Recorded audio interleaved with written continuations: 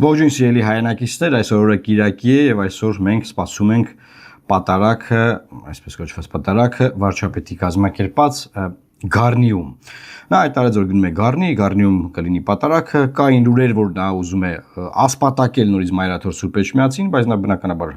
հասկանում է, որ անհաջողության է մատնված այս իմաստով եւ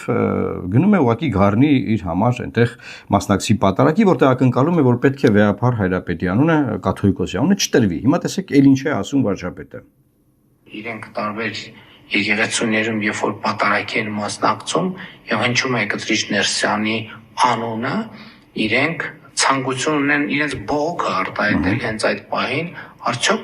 արդյոք նման բան կարելի է եւ թույլատրելի է։ Ես կարծում եմ, որ այո, նման բան կարելի է եւ թույլատրելի է, որովհետեւ դա լեգիտիմ ակնկալիք է, որ այն մարդիկ, ովքեր իրենց հայտարարել են որպես վեհ եւ որպես որոշակի կանոններով ապրող մարդիկ եւ չեն կատարել դա, չեն կատարում դա եւ չեն էլ պատրաստվում առերեսվել այս փաստի հետ, մենք հայաստանյան ծառայական սուրբ եկեղեցու հետևորդներս պետք է ոչ միայն վերաբերմունք ձևավորենք այդ փաստի առիթով, այլև պետք է արտահայտենք այդ վերաբերմունքը եւ ի վերջո այդ վերաբերմունքից բխող գործնական արդյունքներ հասնենք։ Հիմա նայեք սիրելի հայրենակիցներ, ինչ է ասում վարչապետը։ Ասում է, որ ինչ որ մարդիկ իրան հարցում են, ասում են մենք կարանք եկեղեցիներում պահանջենք, որ Վեհափարի անունը չտրվի։ Ինքը ասում է, ես մտածում եմ, որ այո դուք կարող եք, դա լեգիտիմ պահանջ է, քանի որ վարչապետը ի պաշտոն է երկրի ներքին գործերի նախարարին է նշանակում, ոստիկանապետ է նշանակում, հա, այսինքն ինքը ասում է եւ ԱԱԾ-պետ բոլոր անվտանգային մարմիններին ուղերձ է տալիս, որ եթե եկեղեցիներում մարդիկ, ինչ որ մարդկանց խմբեր կգորգրան պատարագի ժամանակ, այսինքն ծեսը, սուրբ ծեսը, պատարագը խանգարեն, եւ ինչ որ մարդիկ էլ դրանց կհանդիմանեն, հա, այդտեղ վեճ կառաջանա, նրանք ովքեր խանգարել են իմ ես ասած ձևի, այսինքն ես լիազորել եմ, ես լեգիտիմացում եմ այդ խանգարելու ձևը, նրանց հետ կապված խնդիրներ չկա, դա լեգիտիմ է։ Մեր օրենսդրությամբ, քրեական օրենսգրքով որևէ կրոնական ծես խանգարել է քրեորեն հետապնդելի արարք։ Այսինքն այս իր լայվը արդեն քրեորեն հետապնդելի արարք, որովհետև ինքը ինչ է անում, ինքը զանգվածային կոչեր է անում անկարգությունների։ Ինչ է նշանակում անկարգություն։ Այսինքն հստակ եղած կանոններից դուրս որևէ բան անել։ Բայց մյուս կողմից նայեք, ինքը տեսնում է չի կարող գնալ Մայրաթոր Սուրբ Էջմիածնի վրա, չի կարող էլ ասպատակի, գնում է Գառնի եկեղեցի, բնականաբար իր գնալու են իր խումբը, իր հավատացյալների այդ խումբը, իր քահանայով բանով, այնտեղ իրաց ձևով իրանք կանեն այդ պատարագն, դե ոչ մի բան չի լինի։ Որտե ոստիկանություն կա, բան կա, հա։ Ով էլ հանկարծ գոռա ասի, ինչի եք պատարագի ծեսը խանգարում եղել է մի քանի անգամ այս դեպքերը, դուրս կհրավիրեն։ Բայց ինքը ինչ անում, ժողովրդին ասում է գնացեք եկեղեցիներ, եւ այդ ծեսը խանգարեք։ Պարզա հիմա 10 մարդ կարող է առանձին ամենքը մի եկեղեցում, 10 եկեղեցում գոռան ասեն մի տվեք Գարեգին երկրորդի անունը, չէ՞։ Ասենք 10 եկեղեցիներում։ Վստահաբար այդ պատարագին մասնակցելու են, ասենք, չգիտեմ, 100 ուրիշ մարդ, ովքեր այդ անունը տալուն սպասում են եւ դեմ են այս խառնակցությանը։ Հիմա այնտեղ կա բրբրթեն, հրեն իրար, կա հարվածեն իրար, ինչ ասես կարա լինի։ Եվ այս անկարգությունը, այս զանգվածային անկարգության կոչը անում է Հայաստանի Հանրապետության վարչապետը։ Եվ սրանով նաև ուղերձ է տալիս իրապահ մարմիններին, որ այդ մարդկանց չկպչեք։ Այսինքն ինքը անձամբ չի կարողանում էլ բան անել։ Հիմա ժողովրդին ասում, դուք գնացեք արեք։ Հետո իրար կծեծեն, կջարդեն, չգիտեմ ինչ կանեն, ասի, բայց ես ինչ կապ ունեմ։ Հա, ես ինչ կապ ունեմ։ Մենք իրան ասեցինք, դու հեռացի, չհեռացավ, իրա պատճառով է սա լինում։ Բայց իմացեք, ես ամեն ինչ կա, ինչ խժդժություն, պառակտություն, դավեր, բան, ինչ կա, տեսեք, հալուցվում է ում կողմից։ Եվ մյուս բանը, որ ուզում եմ էլի այս շաբաթվա իմաստով արձագանքել, դա այն է, որ այս շաբաթվա մեջ խորհրդարանում,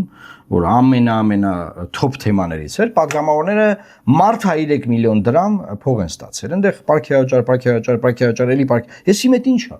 Ու չեն եկանում բացատրել թե ինչ են արել, ինչ որ փողը ավելաց է, բան, ինչից է ավելաց է, խիա ավելաց է, ինչ եք դուք անում որ փողը ավելանում։ Բոլորին ասում եք ՀԴՄ կտրոն վերցրեք, հարկեր եմ ուծեք, բան որ դուք sense բան անեք։ Սա Ժորժ ջան, ես գնահատում եմ պես թալան։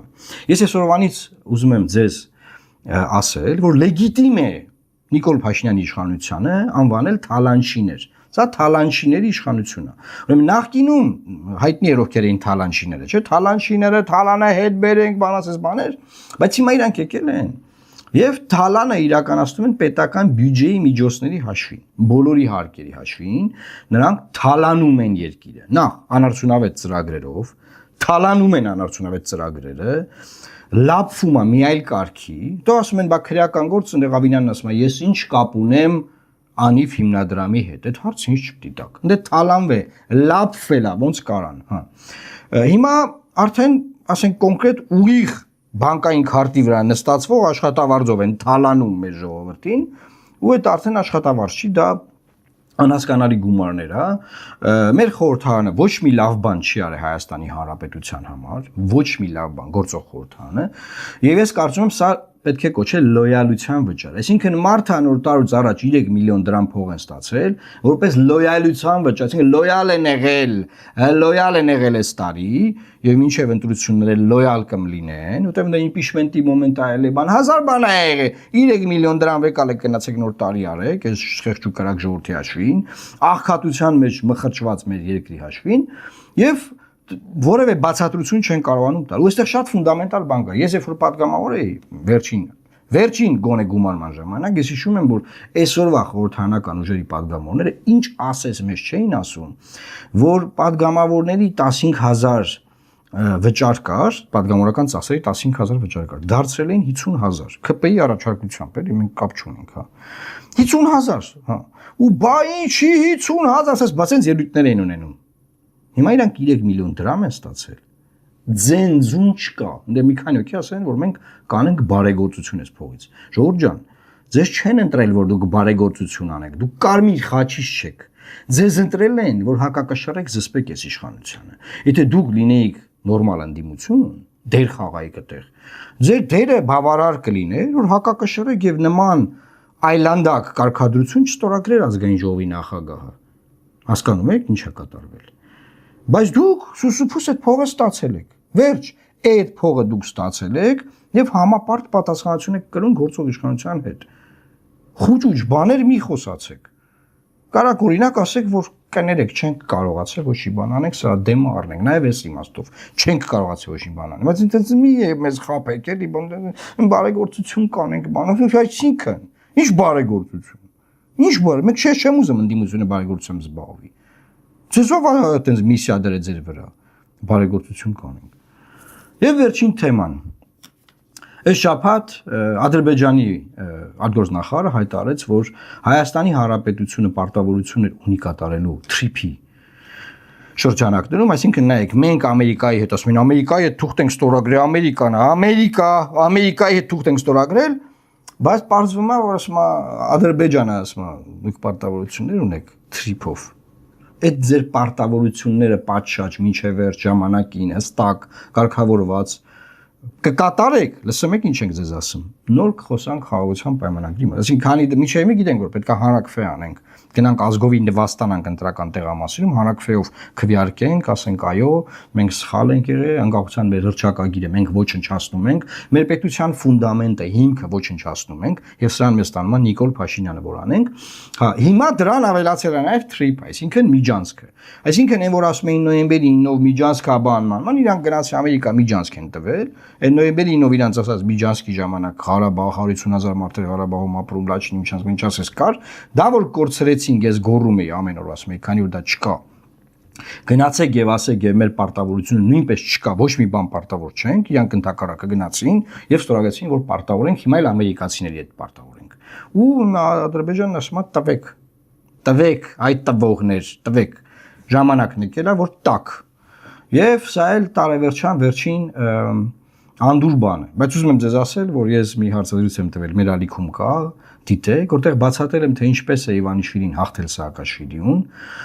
Սաակաշվիլին համատեղ միահամուռ մեկ ընդդիմադիր բևեռով։ Նկարագրել եմ, թե ոնց են արել, որ ձայները չփոշիանա,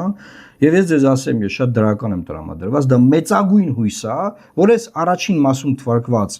այլանդակությունները, որ կատարվել են եւ կատարվում են մեր երկրում, դրա դեմն առնենք եւ դրա դեմն առնելու բանաձևը սիրելի հայրենակիցներ, թե ձեզ, թե բոլոր ընդդիմադիր ուժերին տրված է։ Խնդրում եմ դիտեք նաեւ այդ տեսանյութը, տարածեք այս տեսանյութը, բազմապատկեք այս էֆեկտը, եւ ես վստահեցնում եմ մենք շանս ունենք այս իշխանությունը փոխելու, որ մեզ բոլորիս չթալանեն։ Լավ մնացեք, Աստված պահապան Հայաստանի Հանրապետությանը։